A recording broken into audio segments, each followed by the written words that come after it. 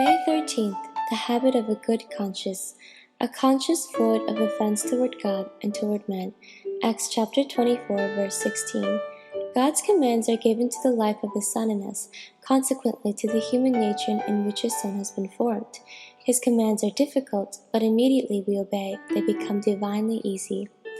Conscience is that faculty in me which attaches itself to the highest that I know, and tells me what the highest I know demands that I do. It is the eye of the soul which looks out either towards God or towards what it regards as the highest, and therefore conscience records differently in different people. If I'm in the habit of steadily facing myself with God, my conscience will always introduce God's perfect law and indicate what I should do. The point is, will I obey? I have to make an effort to keep my conscience so sensitive that I walk without offense.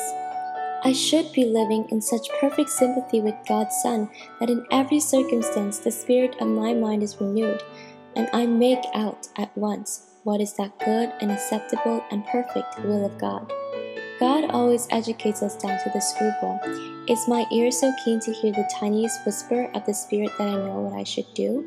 Grieve not the Holy Spirit. He does not come with a voice like thunder. His voice is so gentle that it is easy to ignore it. The one thing that keeps the conscience sensitive to Him is a continual habit of being open to God on the inside. When there is any debate, quit. Why shouldn't I do this? You're on the wrong track. There is no debate possible when conscience speaks. At your peril, you allow one thing to obscure your inner communion with God. Drop it, whatever it is, and see that you keep your inner vision clear.